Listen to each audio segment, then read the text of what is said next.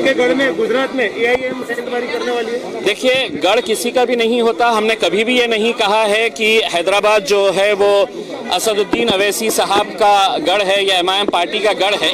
वहाँ पर हमारे चाहने वाले थे और एमआईएम पार्टी जो है वो एक शहर से शुरू हुई थी। हम कोई राष्ट्रीय स्तर की पार्टी नहीं थे, लेकिन जैसे जैसे लोगों का रिस्पांस, लोगों का विश्वास और लोगों की मोहब्बत बढ़ती जा रही है, हमको ये उत्साह मिल रहा है।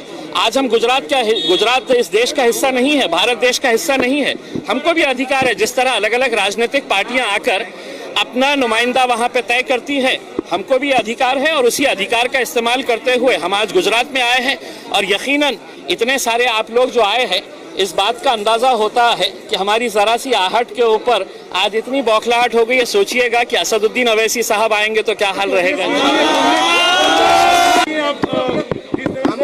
एयरपोर्ट पर अब आए हो, गुजरात का प्रवास है आपका, कितने दिन का ये प्रवास है और क्या मकसद का ये प्रवास? देखिए, हम समझते हैं कि पिछले कई सालों से जो गुजरात के आवाम की जो एक ख्वाहिश थी कि मजलिस इत्तेहादुल मुस्लिमीन एमआईएम पार्टी भी गुजरात में आना चाहिए, वो ख्वाहिश अब पूरी होने जा रही है।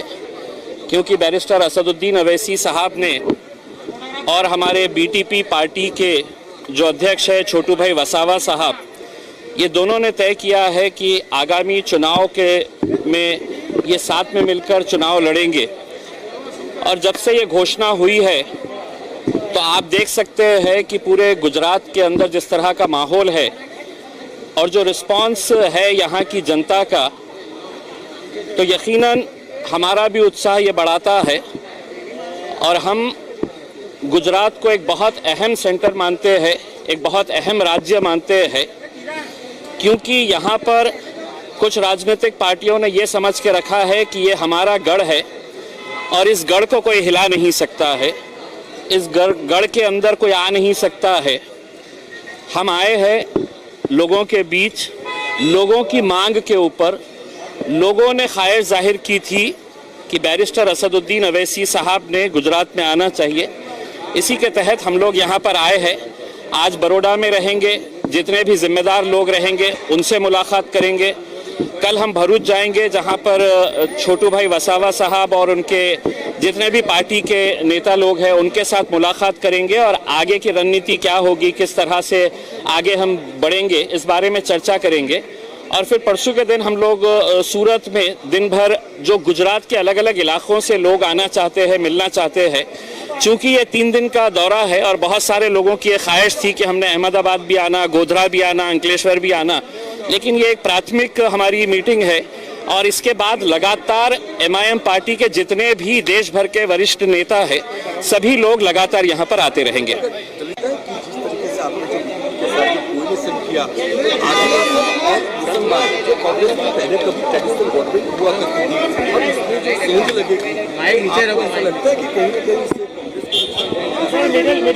देखिए, ये सवाल हमसे बार बार यही पूछा जाता है कि आपके आने से किसको नुकसान होने वाला है, किसको फायदा होने वाला है।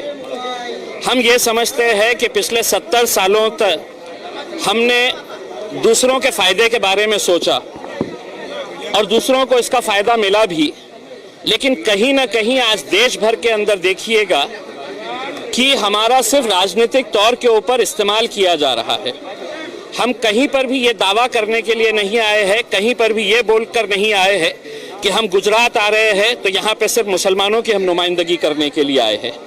यहाँ पर अगर ट्राइबल्स है, दलित है, पिछड़े वर्ग के लोग हैं, यकीनन मुसलमान एक बहुत बड़ा तबका है, क्योंकि देश में मुसलमानों के साथ जिस तरह का रवैया किया गया है राजनीतिक तौर के ऊपर, कि यहाँ पर हमको सिर्फ एक रबर स्टैम्प की तरह इस्तेमाल किया गया था, लेकिन राजनीतिक हमारा जो प्रतिनिधित्व होना चाहिए था, जो रिप्रेजेंटेशन होना चाहिए था, वो रिप्रेजेंटेशन नहीं मिल रहा है। इसलिए आज एमआईएम पार्टी को इस तरह से रिस्पांस यहाँ पर मिल रहा है।